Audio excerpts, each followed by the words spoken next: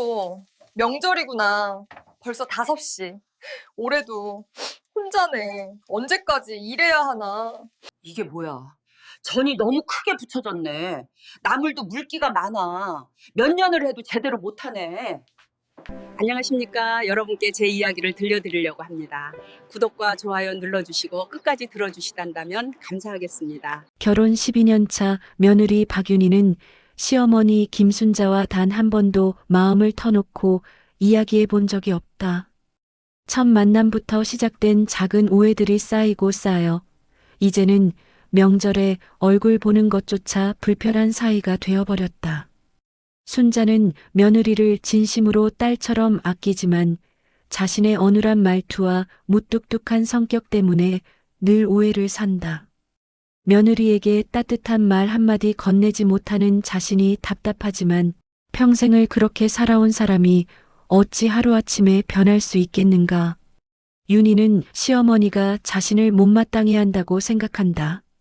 시어머니의 침묵은 불만으로, 짧은 말투는 핀잔으로 들린다.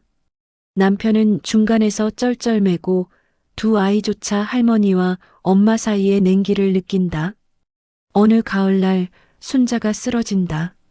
병원 복도에서 우연히 발견한 시어머니의 낡은 수첩.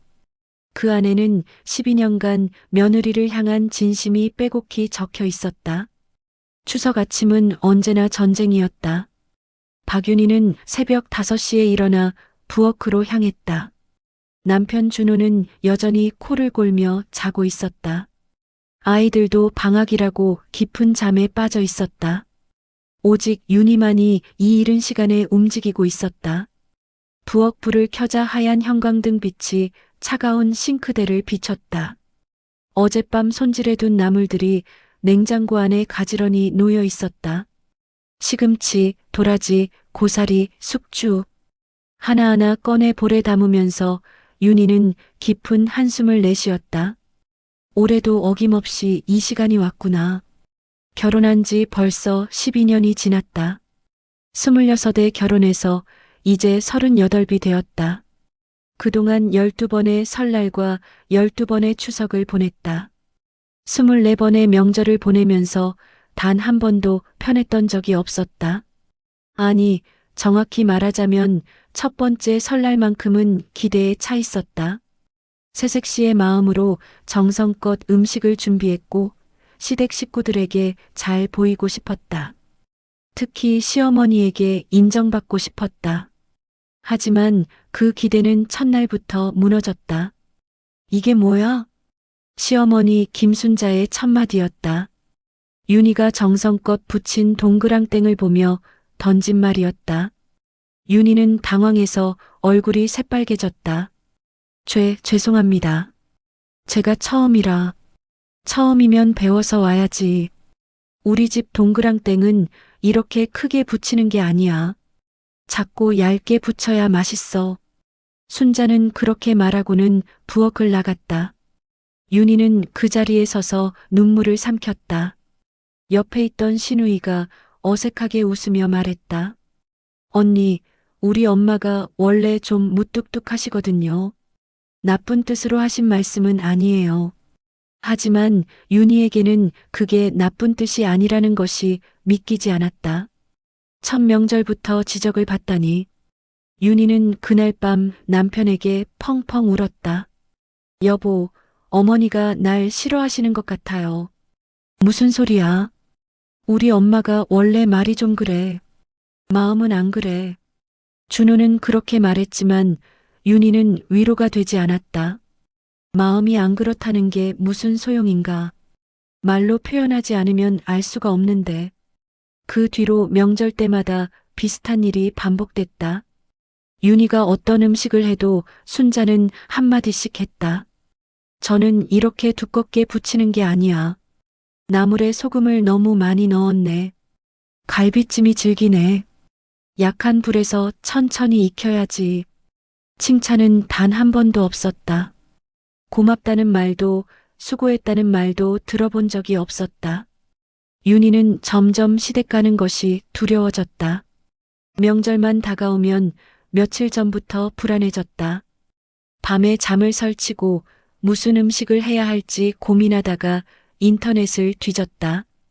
시어머니께 잘 보이고 싶은 마음은 이제 없었다. 그저 혼나지 않고 무사히 하루를 넘기고 싶을 뿐이었다. 가스레인지 앞에 서서 전을 부치는 윤희의 손은 자동으로 움직였다.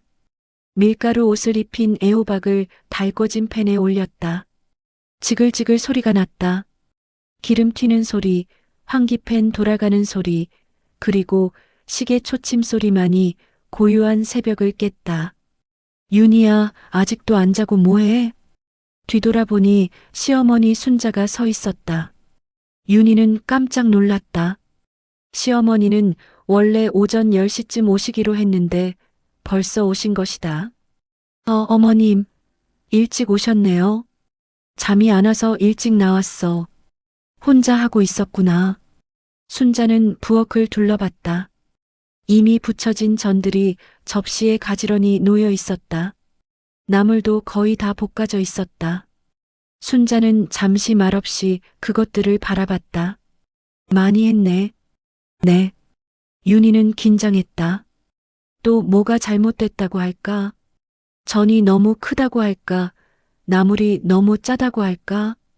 나물 한번 먹어봐도 돼? 네. 드세요.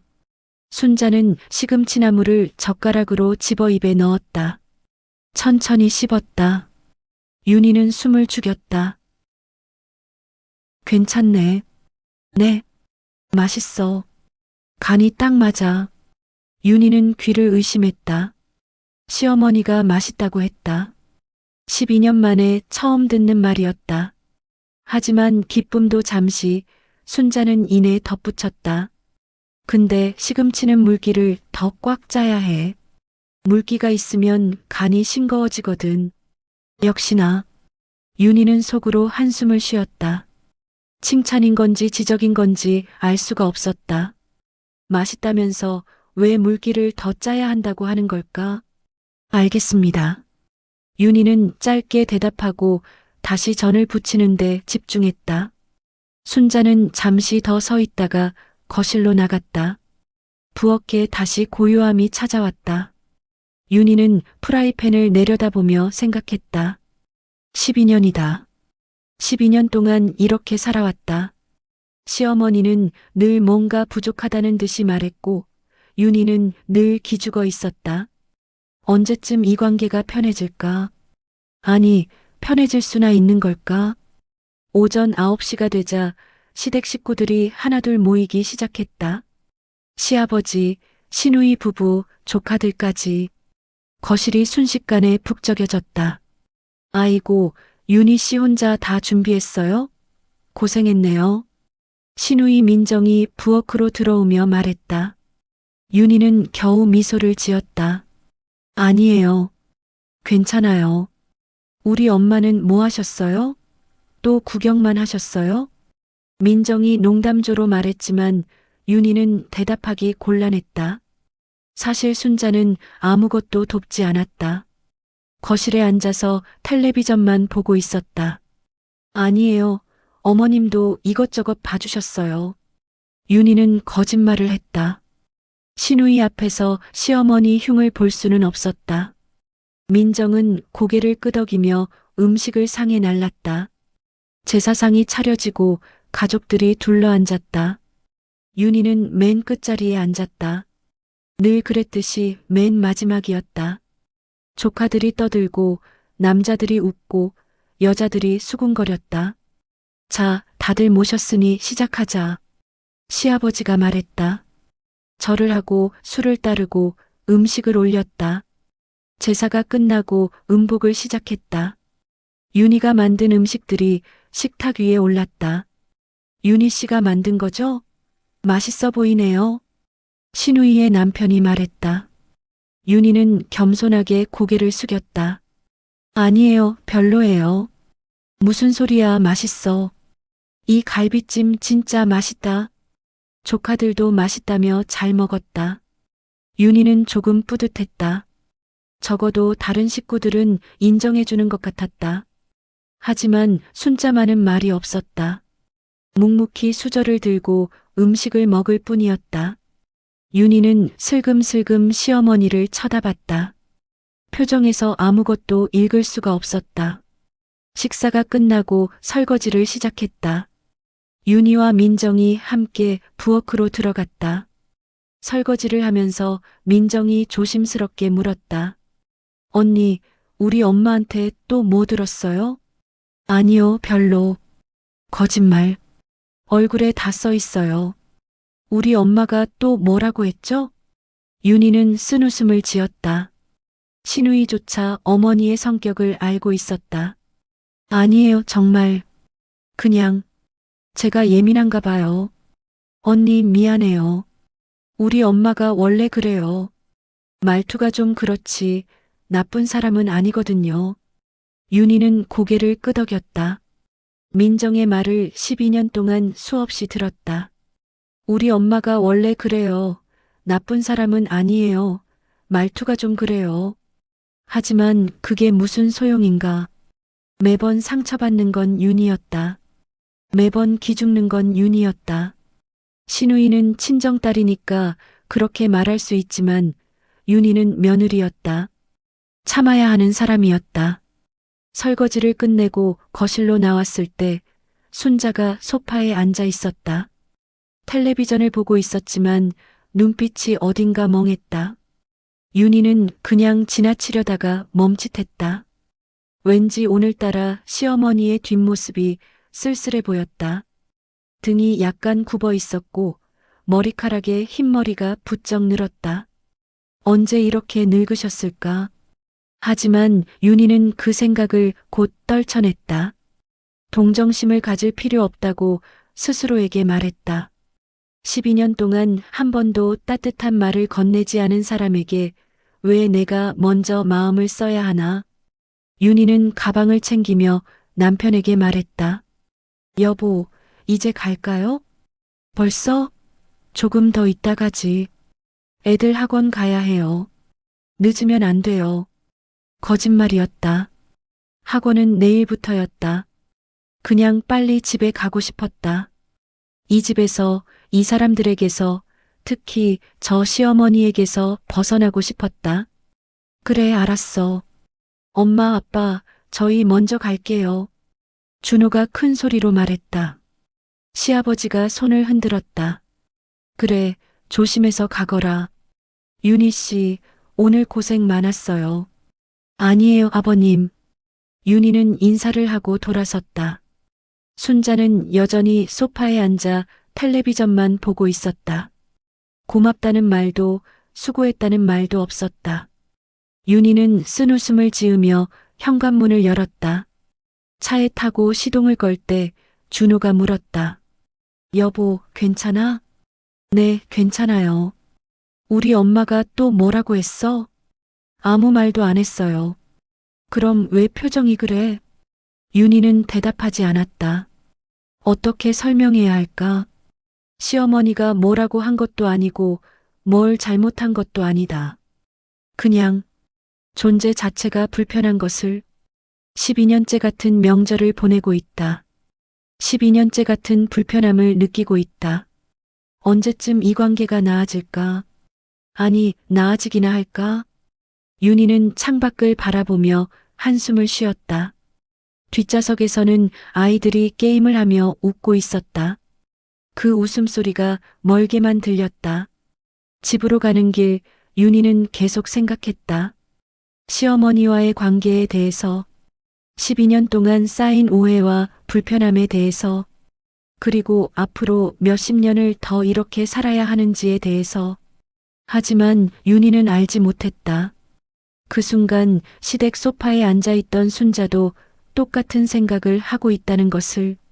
며느리와의 관계가 왜 이렇게 어려운지, 어떻게 하면 마음을 전할 수 있을지, 왜 자신은 따뜻한 말 한마디를 건네지 못하는지. 두 여자는 같은 하늘 아래 같은 고민을 하고 있었다. 하지만 서로의 마음을 알지 못한 채 그날 밤 김순자는 잠을 이룰 수 없었다. 침대에 누워 천장을 바라보며 한숨만 내쉬었다. 옆에서는 남편이 코를 골며 자고 있었다. 시계는 밤 12시를 가리키고 있었다. 또 못했네. 순자는 중얼거렸다. 오늘도 며느리에게 고맙다는 말 한마디 하지 못했다. 새벽부터 일어나 온 집안 음식을 다 준비했는데 수고했다는 말 한마디 건네지 못했다. 순자는 이불을 걷어차고 일어나 거실로 나갔다.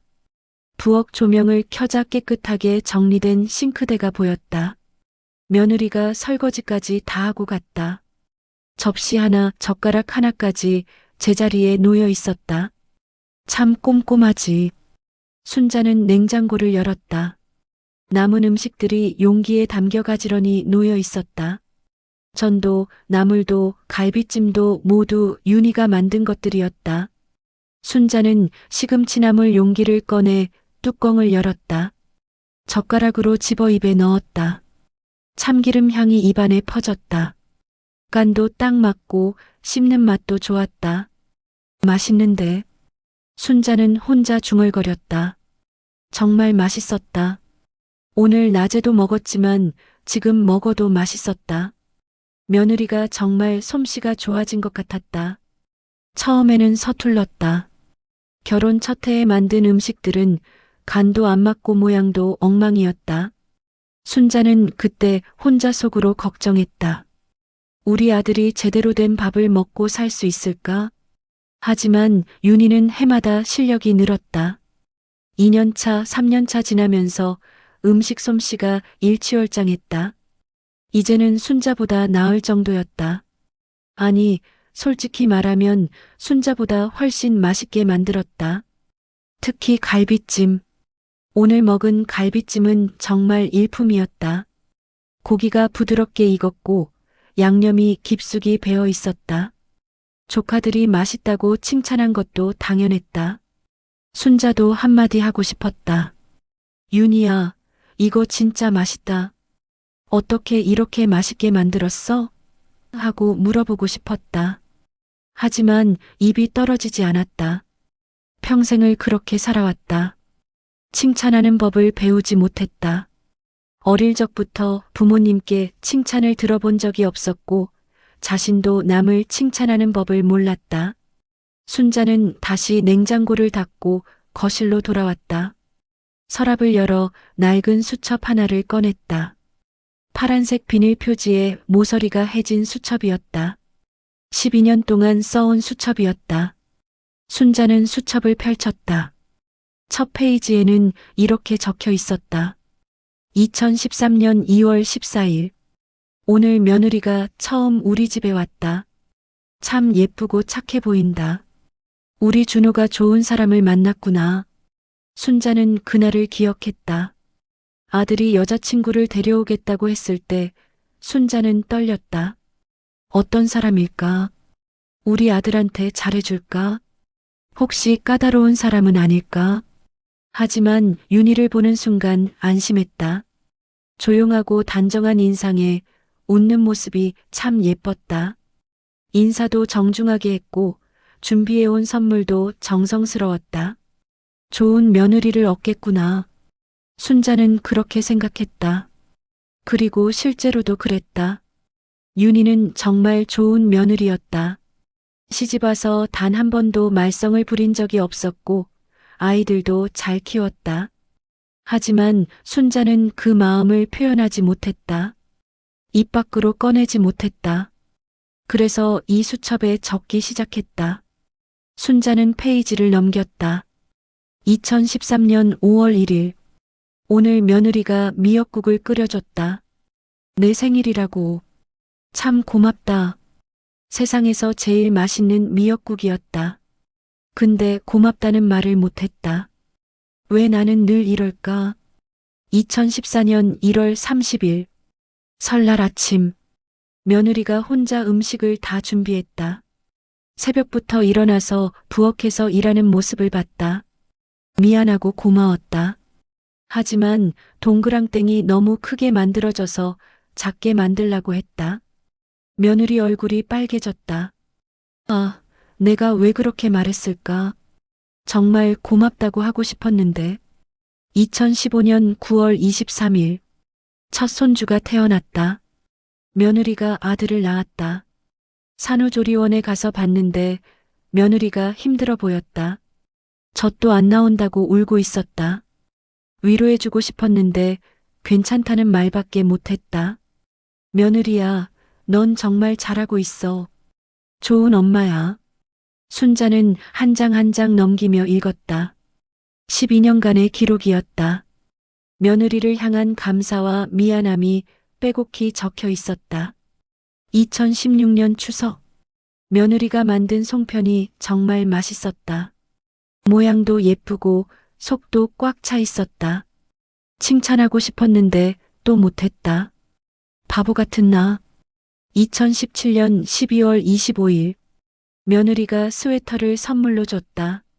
내 사이즈에 맞는 빨간 스웨터. 정말 예쁘다. 고맙다고 하고 싶었는데 이런 거 안 사줘도 되는데 라고 말했다. 왜 나는 늘 이럴까? 며느리야, 정말 고마워. 2018년 4월 5일. 둘째 손주가 태어났다. 이번에는 손녀다. 며느리가 딸을 낳아줬다. 병원에서 처음 봤을 때 며느리가 피곤한 얼굴로 웃으며 아기를 안겨줬다. 어머님, 딸이에요. 나는 고맙다고 말하고 싶었는데 고생했네라는 말밖에 못했다. 며느리야, 정말 정말 고마워. 내가 있어서 우리 집이 이렇게 행복해. 순자는 눈물을 닦았다. 어느새 눈물이 흘러내리고 있었다. 수첩을 읽을 때마다 늘 그랬다. 자신이 얼마나 서툰 사람인지 깨달을 때마다 가슴이 아팠다. 며느리에게 하고 싶은 말이 얼마나 많은데. 고맙다는 말, 사랑한다는 말, 수고한다는 말, 자랑스럽다는 말. 하지만 실제로는 한 번도 하지 못했다. 대신 지적만 했다. 이건 이렇게 하는 게 아니야. 저건 저렇게 해야지. 이건 왜 이렇게 했어. 며느리 입장에서는 늘 혼나는 것 같았을 것이다. 순자는 알고 있었다. 며느리가 자신을 좋아하지 않는다는 것을, 아니, 좋아하지 않는 정도가 아니라 불편해한다는 것을. 명절 때마다 며느리의 얼굴이 굳어 있는 것을 봤다. 빨리 집에 가고 싶어 하는 것도 알았다. 내 잘못이야. 내가 며느리를 이렇게 만들었어. 순자는 자책했다. 하지만 어떻게 해야 할지 몰랐다. 이제 와서 갑자기 태도를 바꿀 수도 없고 12년간 쌓인 오해를 풀 방법도 모르겠고. 며느리야, 내가 너한테 못했던 말들이 너무 많아. 고맙다는 말, 사랑한다는 말, 자랑스럽다는 말. 다 하고 싶었는데 못했어. 미안해. 순자는 수첩을 덮고 서랍에 다시 넣었다. 이 수첩은 아무도 모른다. 남편도 아들도 딸도 그리고 며느리도. 순자만의 비밀이었다. 언젠가는 이 수첩을 며느리에게 보여줄 수 있을까? 12년간 적어온 진심을 보여줄 수 있을까? 하지만 용기가 나지 않았다. 오히려 더 오해받을까봐 두려웠다. 이제 와서 이런 걸 보여주면 며느리가 뭐라고 생각할까? 진짜 마음이었다고 믿어줄까? 아니면 변명이라고 생각할까? 순자는 다시 침실로 돌아갔다. 침대에 누워 눈을 감았지만 잠은 오지 않았다. 머릿속에는 며느리 생각뿐이었다. 내일은 꼭 전화를 해야지. 오늘 수고했다고, 음식 맛있었다고 말해야지. 순자는 다짐했다. 하지만 내일이 되면 또 못할 것을 알았다. 늘 그래왔으니까. 마음속으로만 다짐하고 실제로는 아무것도 하지 못하는 자신이 한심했다. 새벽 3시가 되어서야 순자는 겨우 잠이 들었다. 꿈속에서도 며느리가 나왔다. 며느리가 웃으며 다가왔다. 어머님 괜찮아요. 저 어머님 마음 알아요. 하지만 꿈에서 깨어나니 현실이었다. 며느리는 자신의 마음을 모른다. 12년째 모르고 있다. 그리고 앞으로도 계속 모를 것이다. 순자가 용기를 내지 않는 한 추석이 지나고 일상으로 돌아왔다. 윤희는 아침 7시에 일어나 아이들을 깨웠다. 11살 아들 준우와 8살 딸 서연이가 눈을 비비며 일어났다. 엄마, 5분만 안 돼, 늦겠어. 빨리 일어나. 윤희는 아이들을 씻기고 옷을 입혔다. 남편 준호는 벌써 출근 준비를 하고 있었다. 세수를 하고 양복을 입고 넥타이를 매는 모습이 여유로워 보였다. 여보, 커피 한 잔만 줘. 네. 윤희는 커피를 내려서 남편에게 건넸다. 준호는 서둘러 커피를 마시고 가방을 챙겼다. 나 먼저 갈게. 애들 잘 챙겨. 응, 다녀와. 준호가 현관문을 나서는 순간 준우가 소리쳤다. 아빠, 나도 데려다 줘. 미안, 아빠 회의 있어서 바빠. 엄마한테 데려다 달라고 해. 그렇게 말하고 준우는 나가버렸다. 윤희는 한숨을 쉬었다. 늘 이랬다. 남편은 아침에 나가면 저녁 늦게까지 돌아오지 않았다. 육아는 온전히 윤희의 몫이었다. 자, 빨리 밥 먹자. 학교 늦겠어. 윤희는 아이들에게 밥을 먹이고 도시락을 싸고 준비물을 챙겼다. 시계를 보니 벌써 8시였다. 서둘러 아이들을 차에 태우고 학교로 향했다. 학교에 아이들을 내려주고 윤희는 마트로 갔다. 장을 봐야 했다. 명절에 음식을 많이 해서 냉장고가 거의 비어 있었다. 마트를 돌며 카트를 밀고 있을 때 윤희는 문득 생각했다. 내 인생이 이게 다인가. 결혼하고 12년 매일 같은 일상의 반복이었다. 아침에 일어나 아이들을 챙기고 남편 출근시키고 집안일하고 아이들 데리러 가고 저녁 준비하고 또 잠들고 대학을 졸업하고 회사에 다녔던 시절이 가물가물했다. 그때는 꿈도 있었고 목표도 있었다. 하지만 결혼하고 아이를 낳으면서 모든 게 바뀌었다. 처음에는 괜찮았다. 사랑하는 사람과 가정을 꾸리고 아이를 낳아 키우는 게 행복했다. 하지만 시간이 지날수록 무언가 잃어가는 기분이 들었다. 나 자신을 잃어가는 것 같았다. 나는 누구지? 윤희는 어디로 갔지? 장을 보고 집으로 돌아오니 10시였다. 청소를 하고 빨래를 돌리고 점심을 준비했다. 혼자 먹는 점심은 늘 허전했다. 간단하게 라면을 끓여 먹고 설거지를 했다. 오후 2시 윤희는 소파에 앉아 잠시 쉬었다. 텔레비전을 켰지만 집중이 되지 않았다. 머릿속에는 지난 추석일이 맴돌았다. 시어머니의 무표정한 얼굴, 괜찮네라고 말했던 그 짧은 칭찬과 이어진 지적. 물기를 더 꽉 짜야 해. 그럼 맛있는 거야, 아닌 거야? 도대체 뭘 원하시는 거야? 윤희는 12년 동안 시어머니를 이해하려고 노력했다. 남편도 시누이도 모두 우리 엄마가 원래 그래라고 말했다. 하지만 이해가 되지 않았다. 친정어머니는 달랐다. 윤희가 뭘 하든 칭찬해주고 격려해주고 사랑한다고 말해줬다. 그래서 윤희는 자신감 있게 잘할 수 있었다. 하지만 시어머니는 그 반대였다. 칭찬은커녕 늘 부족한 점만 지적했다. 고맙다는 말도 수고했다는 말도 없었다. 그러니 윤희는 점점 기죽고 자신감을 잃고 시댁 가는 게 두려워졌다. 앞으로도 계속 이렇게 살아야 하나. 휴대폰이 울렸다. 친정어머니였다. 윤희야, 추석 잘 보냈니? 네, 엄마. 잘 보냈어요. 시댁에서 힘든 거 없었어? 윤희는 잠시 망설였다. 엄마에게 털어놓고 싶었지만 그럴 수 없었다. 엄마가 걱정하실 것이 뻔했다. 없었어요. 다 괜찮았어요. 그래, 다행이다. 시어머니한테 잘해야 해. 나이 드신 분이니까 이해해드려. 네, 알아요. 전화를 끊고 윤희는 한숨을 쉬었다. 이해해드리라는 말. 며느리는 늘 이해해야 하는 사람이었다. 시어머니의 무뚝뚝함도, 시댁의 무리한 요구도, 남편의 무관심도, 다 이해해야 했다. 그럼 나는 누가 이해해줘? 오후 3시 윤희는 아이들을 데리러 학교로 갔다. 준우와 서연이가 뛰어나왔다. 엄마, 잘 지냈어? 오늘 재미있었어? 응, 오늘 체육 시간에 축구했어. 준우가 신나게 말했다. 서연이는 친구들과 수다를 떨며 걸어왔다. 아이들의 밝은 모습을 보니 윤희도 조금 기분이 나아졌다. 그래, 이것만으로도 행복한 거야. 건강한 아이들, 평범한 일상. 이게 행복이야. 집에 돌아와 아이들에게 간식을 주고 숙제를 챙겼다. 저녁 준비를 시작하려는데 남편에게서 문자가 왔다. 오늘 회식 있어.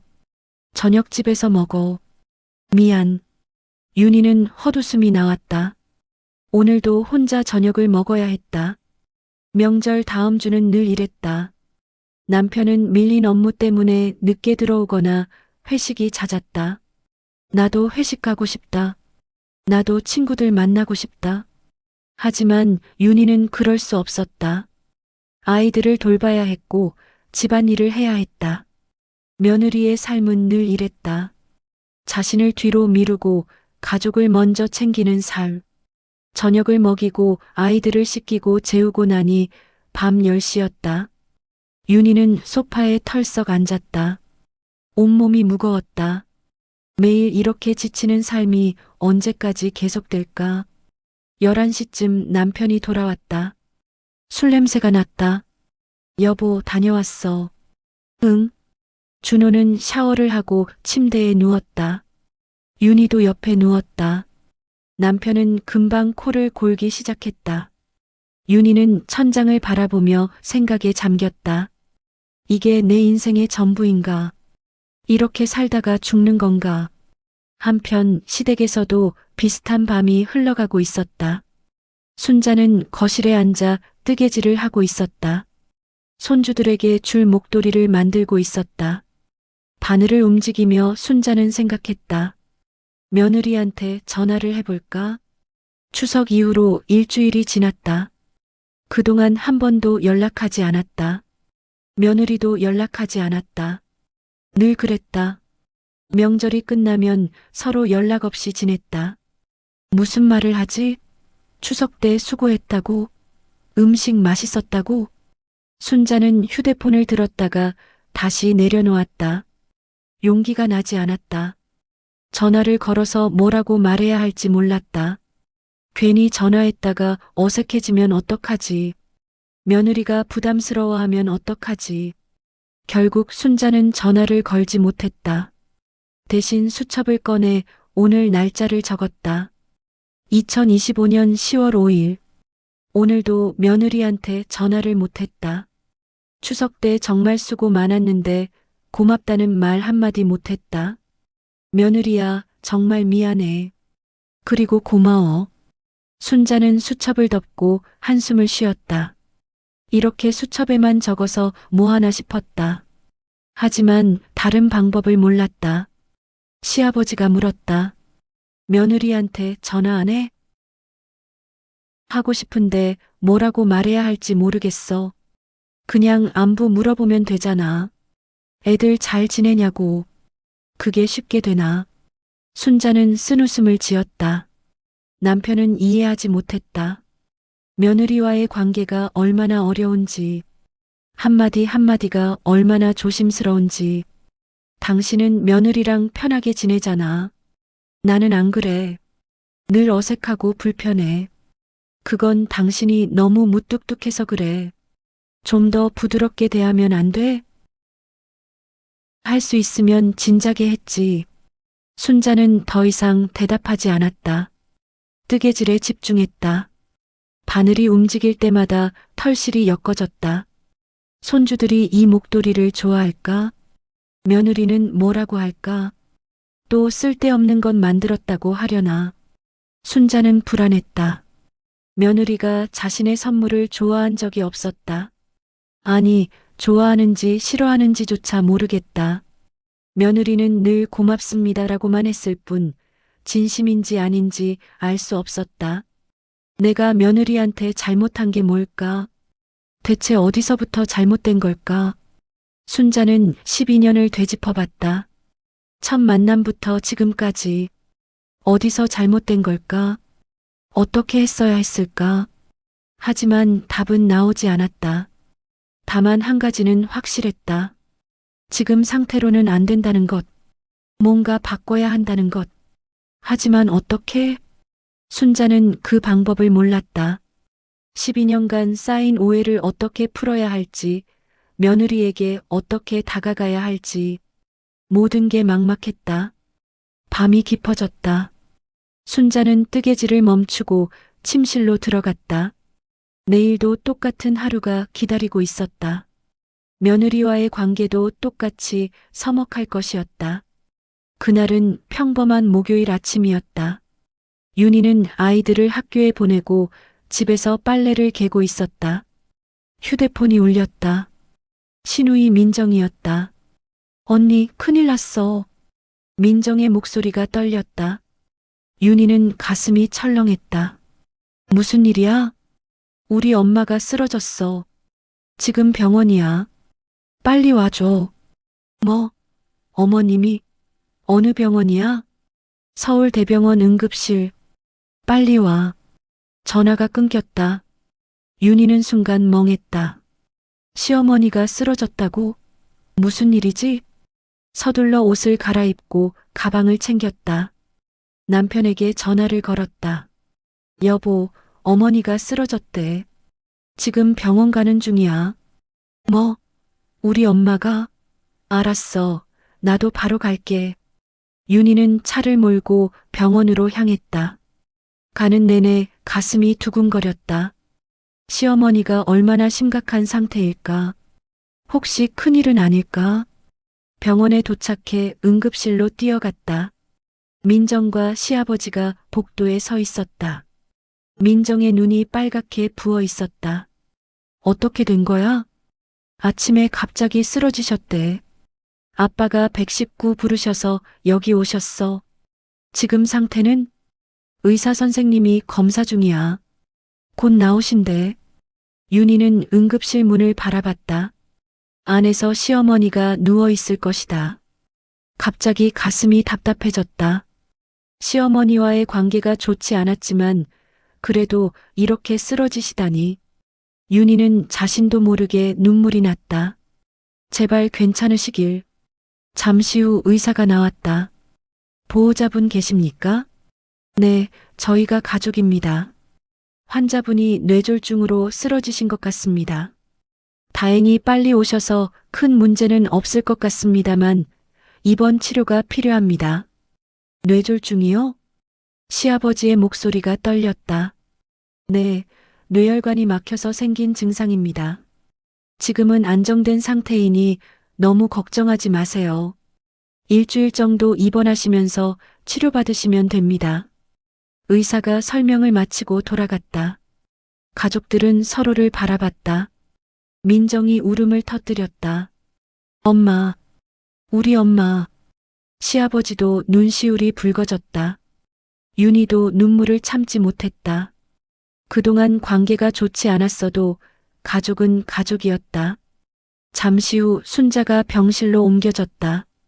윤희는 병실 문을 열고 들어갔다. 침대에 시어머니가 누워 있었다. 눈을 감고 있었지만 숨은 고르게 쉬고 있었다. 어머님. 윤희는 조심스럽게 다가갔다. 시어머니의 손을 잡았다. 차가웠다. 주름진 손이 작고 약해 보였다. 이렇게 작은 손이었구나. 윤희는 시어머니를 가까이서 본 것이 오랜만이었다. 얼굴에 주름이 깊게 패여 있었고 머리카락은 거의 다 휘었다. 언제 이렇게 늙으신 걸까? 어머님, 저 윤희예요. 괜찮으세요?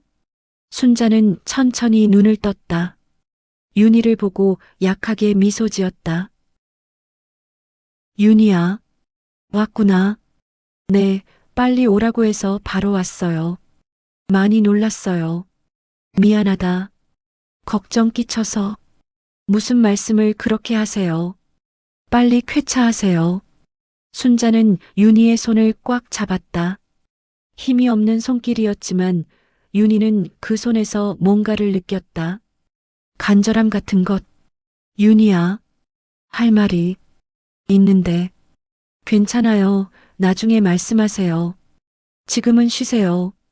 순자는 고개를 끄덕이고 다시 눈을 감았다.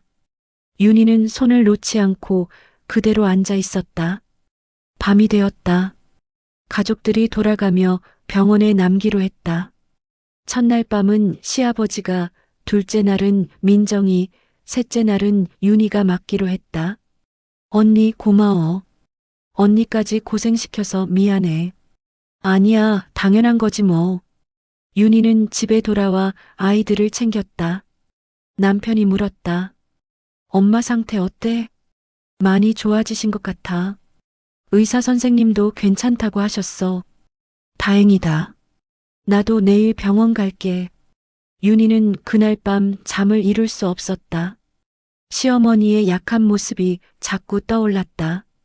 그리고 그동안 자신이 시어머니를 어떻게 대했는지 생각하게 되었다. 나도 좀 차갑게 대한 것 같아. 어머님이 무뚝뚝하셔도 나도 똑같이 대했잖아. 후회가 밀려왔다. 조금 더 따뜻하게 대할 수도 있었는데, 조금 더 이해하려고 노력할 수도 있었는데, 사흘째 되는 날 윤희가 병원에서 밤을 지키기로 했다. 저녁에 병원에 도착했을 때 순자는 침대에 앉아 책을 읽고 있었다. 많이 회복된 것 같았다. 어머님, 오늘 밤은 제가 지킬게요. 아이고, 윤희야. 고맙다. 근데 괜찮겠어? 집에 애들 있는데. 준호가 애들 챙길 거예요. 걱정하지 마세요. 윤희는 간병인 의자에 앉았다. 순자가 조심스럽게 물었다. 윤희야, 나한테 화났지? 네. 무슨 말씀이세요? 그동안 내가 너한테 잘 못했잖아. 늘 차갑게 대하고 지적만 하고. 윤희는 당황했다. 시어머니가 이런 말을 할 줄 몰랐다. 아니에요. 그런 거 없어요. 아니야. 나도 알아. 내가 나한테 불편해하는 거, 명절 때마다 빨리 가고 싶어 하는 거. 윤희는 할 말을 잃었다. 시어머니가 다 알고 있었구나. 어머님, 미안해, 윤희야. 내가 너한테 고맙다고, 사랑한다고 말 못한 거. 나는 원래 말주변이 없어서 그런 말을 잘 못해. 순자의 눈에 눈물이 맺혔다. 근데 진짜로는 너한테 고마웠어. 우리 준호 잘 돌봐주고 손주들도 잘 키워주고 명절 때마다 고생하는 거 다 알아. 근데 그걸 표현을 못하겠더라고. 윤희도 눈물이 났다. 어머님, 저도 몰랐어요. 어머님이 그렇게 생각하시는 줄. 내 잘못이야. 내가 너한테 제대로 말을 안 했으니까. 미안해, 윤희야. 두 사람은 한동안 말없이 울었다. 12년간 쌓인 오해가 조금씩 녹아내리는 것 같았다. 밤이 깊어졌다. 순자는 잠이 들었고 윤희는 의자에 앉아 시어머니를 지켰다. 새벽 2시쯤 윤희는 화장실에 가려고 복도로 나왔다. 그때 간호사실 옆 벤치에 놓인 가방이 눈에 띄었다. 시어머니의 가방이었다. 윤희는 무심코 가방을 집어들었다. 병실로 가져다 드리려고. 그런데 가방이 열려 있었고 안에서 낡은 수첩 하나가 보였다. 이게 뭐지? 윤희는 호기심에 수첩을 꺼냈다. 파란색 비닐 표지에 모서리가 해진 수첩. 펼쳐보니 빼곡한 글씨가 적혀 있었다. 2013년 2월 14일. 오늘 며느리가 처음 우리 집에 왔다. 윤희는 가슴이 두근거렸다. 이건 시어머니의 일기? 윤희는 복도 벤치에 앉아 수첩을 펼쳤다. 손이 떨렸다. 이걸 봐도 되는 걸까? 하지만 호기심을 참을 수 없었다. 시어머니가 무슨 생각을 하며 살아왔는지 너무 궁금했다. 첫 페이지를 읽기 시작했다. 2013년 2월 14일. 오늘 며느리가 처음 우리 집에 왔다. 참 예쁘고 착해 보인다. 우리 준호가 좋은 사람을 만났구나. 며느리가 준비해온 선물을 받았는데 정성이 느껴진다. 고맙다고 말하고 싶었는데 고맙네라고만 했다. 왜 나는 늘 이렇게 짧게 말할까? 며느리가 우리 가족이 되면 좋겠다. 윤희는 눈을 크게 떴다. 시어머니가 자신을 좋게 봤다고? 첫 만남부터? 다음 페이지를 넘겼다. 2013년 5월 1일. 오늘 며느리가 내 생일이라고 미역국을 끓여줬다. 새벽부터 준비했나 보다. 국물 맛이 정말 일품이었다. 세상에서 제일 맛있는 미역국이었다. 며느리한테 고맙다고 맛있다고 말하고 싶었는데 괜찮네라고만 했다. 왜 나는 제대로 칭찬을 못할까? 며느리 표정이 조금 실망스러워 보였다. 미안하다, 윤희야. 윤희의 눈에서 눈물이 흘렀다. 그날을 기억했다. 시어머니 생일에 정성껏 미역국을 끓였는데 괜찮네라는 짧은 반응뿐이었다. 윤희는 그때 많이 서운했다. 하지만 시어머니는 맛있다고 생각하셨구나. 세상에서 제일 맛있다고. 페이지를 계속 넘겼다. 2014년 1월 30일. 첫 설날. 며느리가 혼자 음식을 다 준비했다. 새벽부터 일어나서 부엌에서 일하는 모습을 봤다. 얼마나 힘들었을까. 고맙고 미안했다. 그런데 나는 동그랑땡이 너무 크다고 지적했다. 며느리 얼굴이 빨개지는 걸 봤다. 아, 내가 왜 그렇게 말했을까? 진짜로 하고 싶었던 말은 윤희야, 고맙다. 정말 수고 많았다였는데 나는 왜 그 말을 못할까? 2015년 9월 23일. 첫 손주가 태어났다. 며느리가 아들을 낳았다. 병원에 가서 봤는데 며느리가 힘들어 보였다. 젖이 안 나온다고 울고 있었다. 위로해주고 싶었는데 괜찮아, 괜찮아라고만 했다. 정말로 하고 싶었던 말은 윤희야, 넌 정말 잘하고 있어. 좋은 엄마야. 걱정하지 마였는데 왜 나는 늘 이렇게 서툴까? 윤희는 소리내어 울었다. 그날도 기억났다. 산후조리원에서 젖이 안 나와서 울던 날. 시어머니가 괜찮아라고만 하고 가셨을 때 윤희는 너무 외로웠다. 하지만 시어머니는 위로하고 싶었구나. 진심으로. 2016년 추석. 며느리가 만든 송편이 정말 예뻤다. 모양도 예쁘고 속도 꽉 차 있었다. 칭찬하고 싶었는데 송편이 좀 크네라고 했다. 며느리가 고개를 숙이는 걸 봤다. 바보 같은 나. 정말로 하고 싶었던 말은 윤희야, 이거 정말 예쁘다. 어떻게 이렇게 잘 만들었어? 였는데 2017년 12월 25일 며느리가 스웨터를 선물로 줬다. 빨간 스웨터. 내 사이즈에 딱 맞는. 정말 예쁘고 따뜻했다.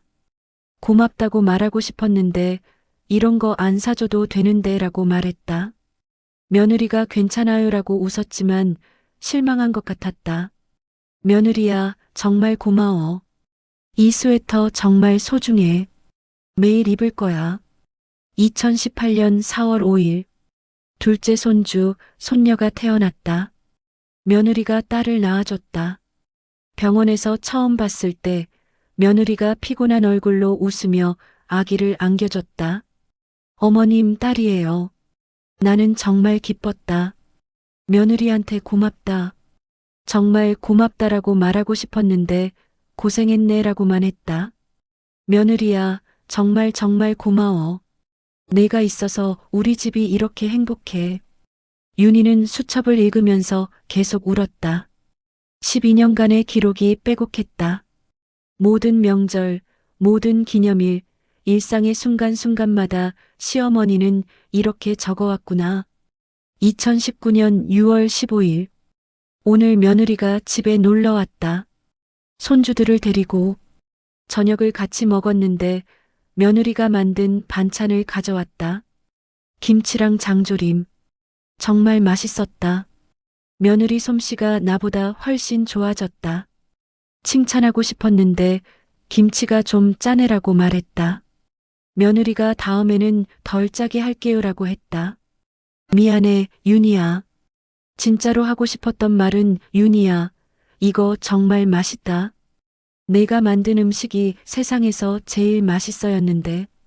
2020년 1월 24일 설날 며느리가 또 혼자 음식을 다 준비했다. 내가 도와주려고 했는데 며느리가 괜찮아요. 제가 할게요라고 했다. 내 도움이 방해가 되는 것 같았다. 미안하고 고마웠다. 식사 후에 며느리한테 수고했어라고 말하고 싶었는데 입이 안 떨어졌다. 며느리가 설거지하는 모습을 보면서 눈물이 났다. 며느리야, 정말 고마워. 내가 없으면 우리 집 명절이 어떻게 돌아갈까? 2021년 9월 20일 추석. 며느리가 만든 음식들이 정말 맛있었다.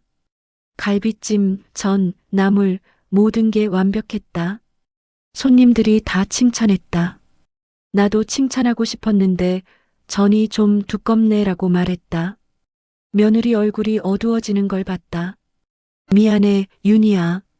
나는 왜 이렇게 서툴까? 내 음식이 정말 최고인데 왜 그 말을 못할까? 2022년 3월 14일 며느리 생일. 선물을 준비했는데 뭘 사야 할지 몰랐다. 백화점을 한참 돌아다녔다. 결국 스카프를 샀다. 며느리한테 줬는데 고맙습니다라고만 했다. 좋아하는지 아닌지 모르겠다. 며느리야, 이게 마음에 들었으면 좋겠어. 내가 좋아할 만한 걸 고르려고 정말 많이 고민했어. 2023년 1월 22일 설날. 며느리가 또 혼자 음식을 준비했다. 10번째 설날이다. 10년이 지났는데 나는 여전히 며느리한테 고맙다는 말 한마디 못한다. 오늘도 나물이 좀 싱겁네라고 말했다. 며느리가 죄송해요라고 했다. 아니야, 윤희야. 내가 죄송할 게 뭐 있어. 나물 맛있었어. 완벽했어. 미안한 건 나야. 미안해, 미안해. 2024년 9월 17일 추석. 며느리가 이번에도 모든 음식을 혼자 준비했다. 11번째 추석이다. 며느리의 뒷모습을 보면서 가슴이 아팠다. 저 어깨에 얼마나 많은 짐이 실려 있을까? 시댁 음식 준비하느라, 아이들 키우느라, 남편 뒷바라지하느라. 며느리야, 정말 고맙다. 내가 있어서 우리 가족이 이렇게 행복하게 지낼 수 있어. 고맙다는 말, 사랑한다는 말 꼭 하고 싶은데 왜 나는 못할까? 2025년 1월 28일 설날. 12번째 설날. 며느리가 새벽부터 일어나 음식을 준비하는 걸 봤다. 부엌에서 혼자 전을 부치고 있었다. 도와주려고 갔는데 며느리가 놀란 표정을 지었다. 나를 부담스러워하는 것 같았다. 나는 시금치나물을 먹어보고 맛있어. 간이 딱 맞아라고 말했다. 며느리가 놀란 것 같았다. 내가 칭찬을 거의 안 해서 그런가 보다. 그런데 나는 또 시금치는 물기를 더 꽉 짜야 해라고 덧붙였다. 왜 나는 늘 이렇게 한마디를 더 할까? 그냥 맛있다고만 하면 되는데.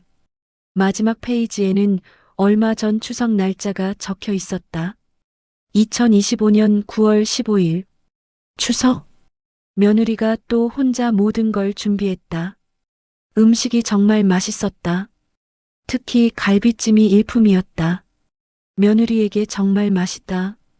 고맙다라고 말하고 싶었는데 끝내 못했다. 며느리가 일찍 집에 가버렸다. 빨리 가고 싶었을 것이다. 나 때문에. 며느리야, 미안해. 그리고 고마워. 사랑해.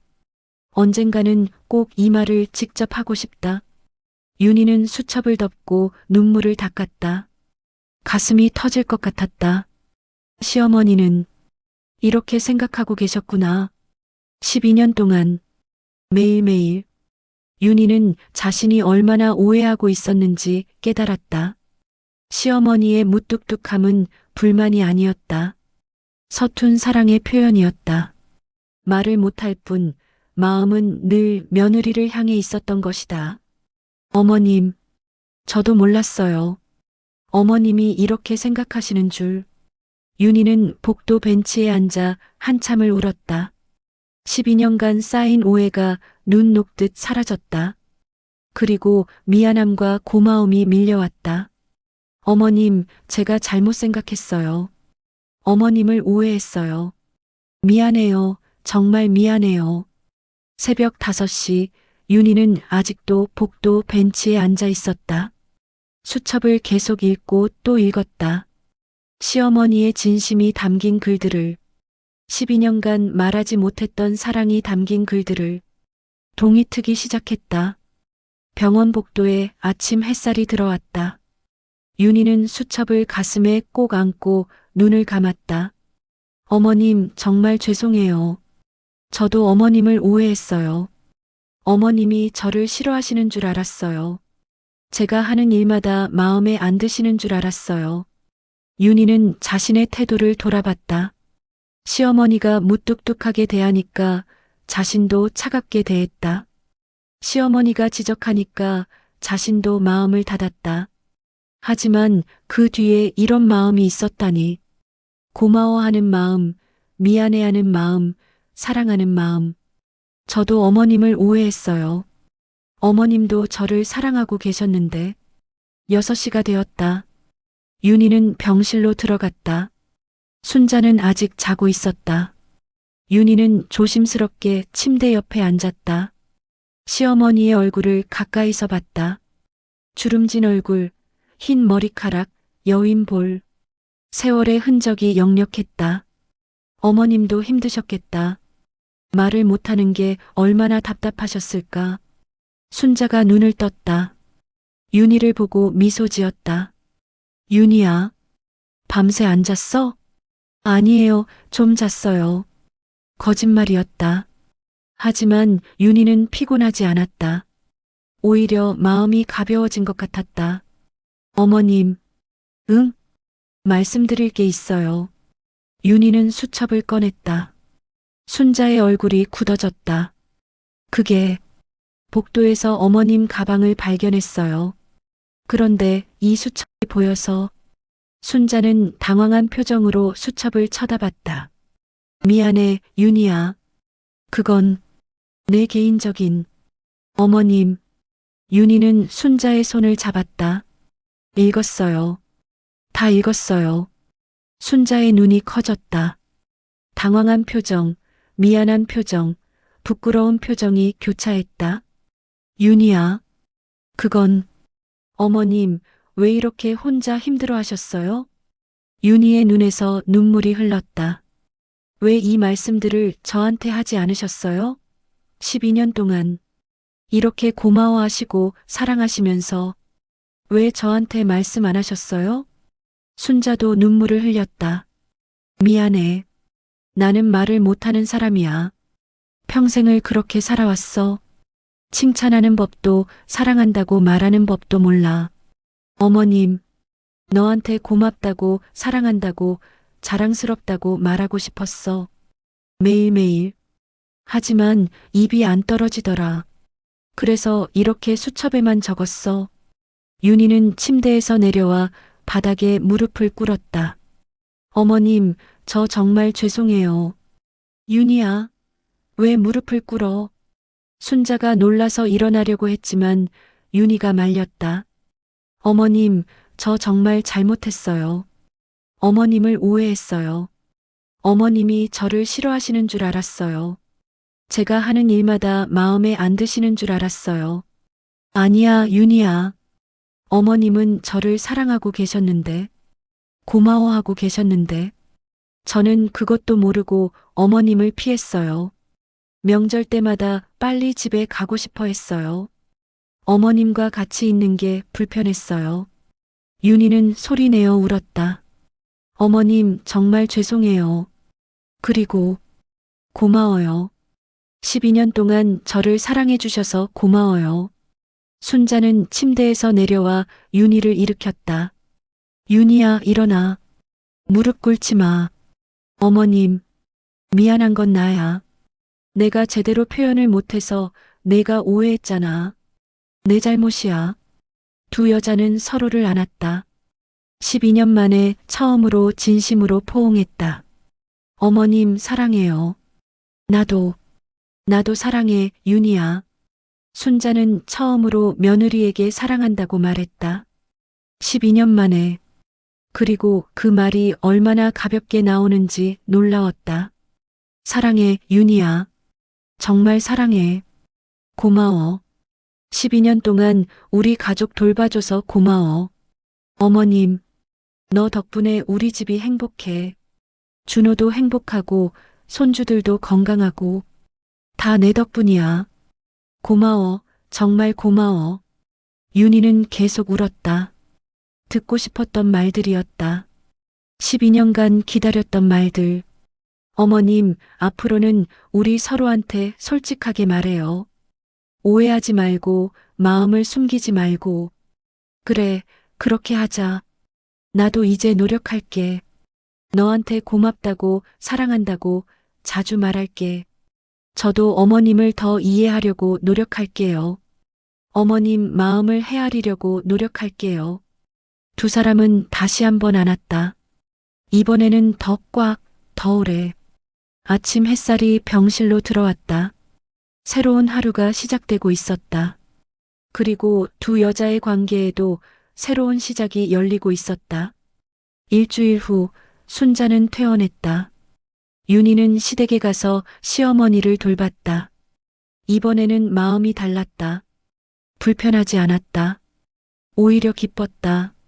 어머님, 죽 끓였어요. 드세요. 고맙다, 윤희야. 순자는 윤희가 끓인 죽을 먹으며 미소 지었다. 맛있어. 정말 맛있어.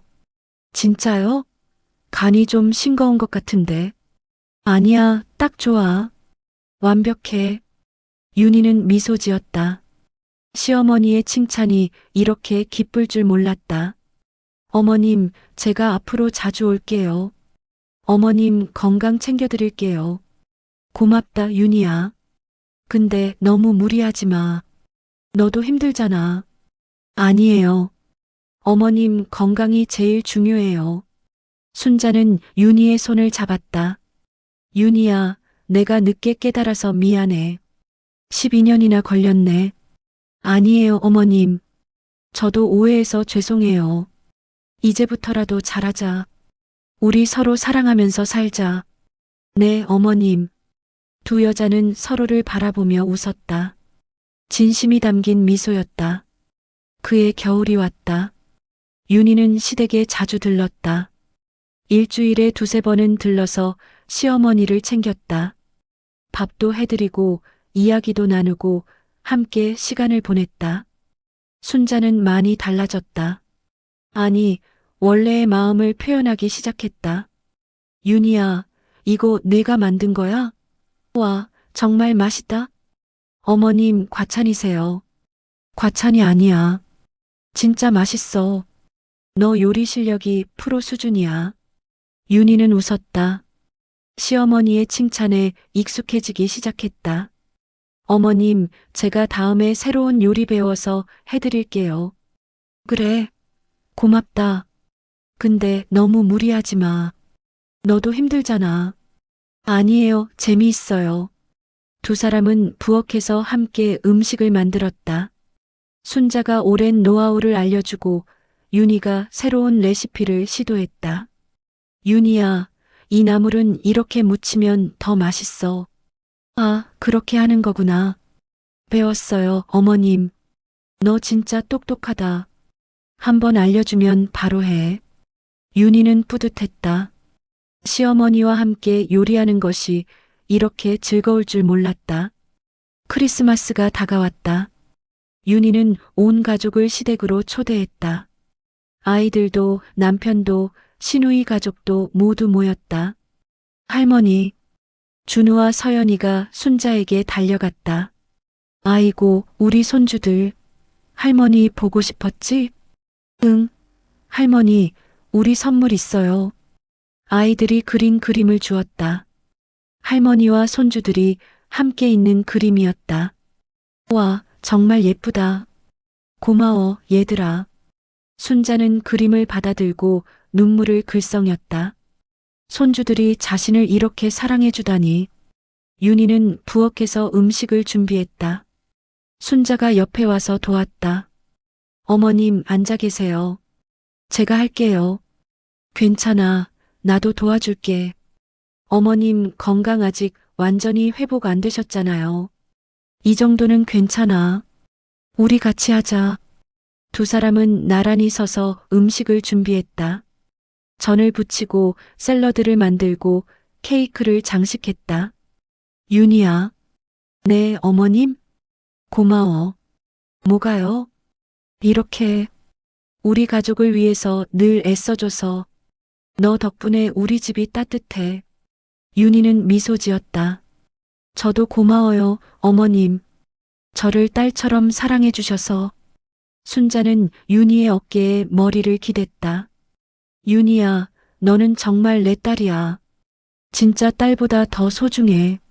어머님, 저녁 식사가 시작되었다. 모두가 둘러앉아 음식을 먹으며 웃고 떠들었다. 와, 엄마 갈비찜 진짜 맛있다. 준호가 감탄했다.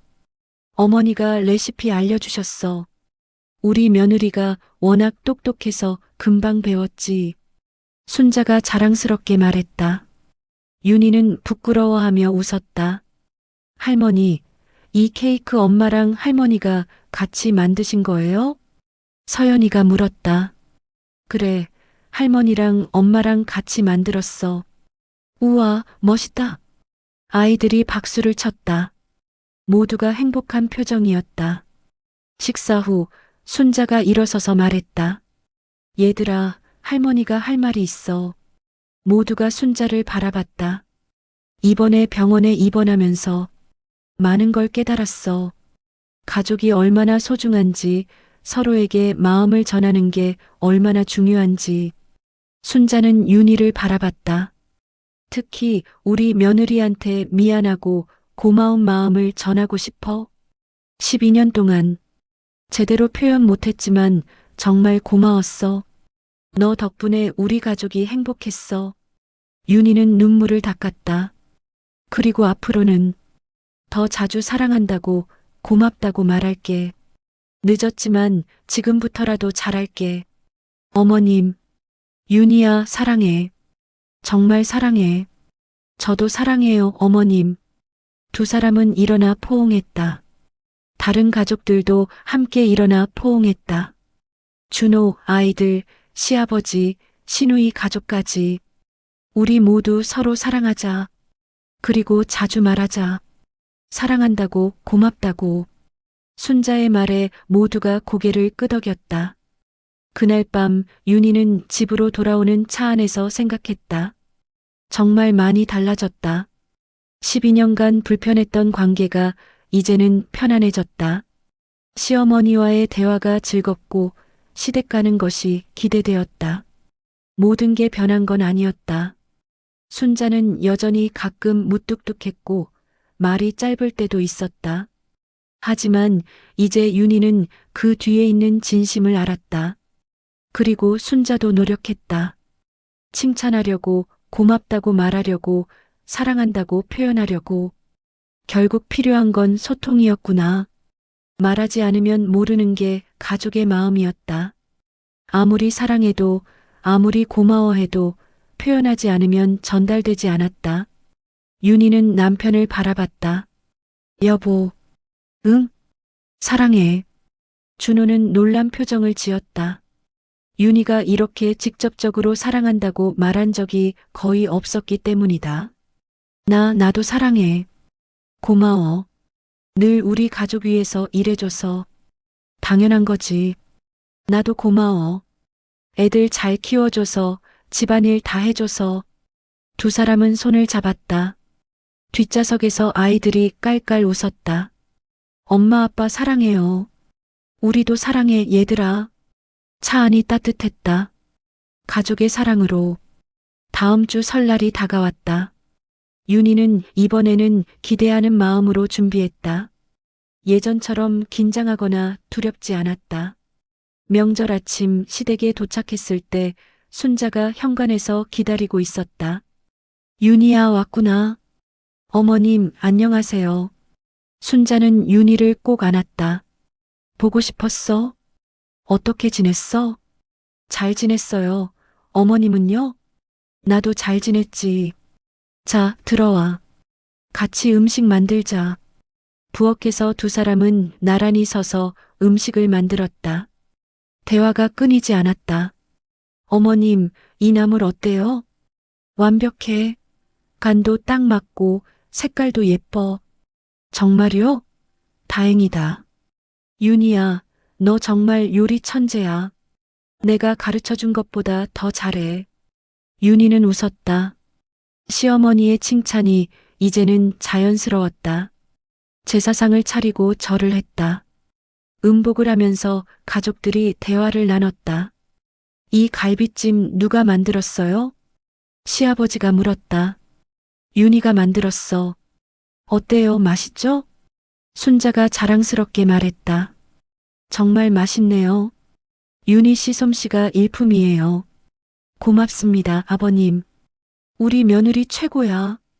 순자가 윤희의 어깨를 두드렸다. 윤희는 행복했다. 식사 후 설거지를 하면서 민정이 말했다.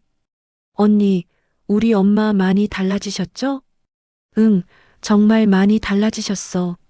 엄마가 요즘 언니 자랑 엄청 하세요. 며느리 복 터졌다고, 윤희가 천사라고. 윤희는 웃었다. 나도 어머님이 최고야. 정말 좋으신 분이야. 엄마가 기뻐하시겠다. 언니가 이렇게 말해주면. 설거지를 끝내고 거실로 나왔을 때 순자가 윤희를 불렀다. 윤희야, 잠깐 이리 와봐. 네, 어머님. 순자는 방으로 윤희를 데려갔다. 서랍에서 무언가를 꺼냈다. 이거 너 주려고. 파란색 비닐 표지의 낡은 수첩이었다. 윤희가 병원에서 봤던 그 수첩. 어머님, 이거 가져. 내가 12년 동안 적어온 거야. 너한테 주고 싶어? 하지만 이건 어머님의 소중한 내 마음이 다 담겨 있어. 너한테 주고 싶어? 그래야 내 마음이 전달될 것 같아. 윤희는 수첩을 받아들었다. 가슴이 뭉클했다. 어머님, 정말 고마워요. 아니야, 내가 고마워. 12년 동안 내 서툰 사랑을 받아줘서. 어머님, 윤희야, 사랑해. 정말 사랑해. 넌 내 딸이야. 저도 사랑해요, 어머님. 어머님은 제 엄마예요. 두 사람은 다시 한번 포옹했다. 12년간 쌓인 오해는 완전히 사라졌다. 그리고 진짜 가족이 되었다.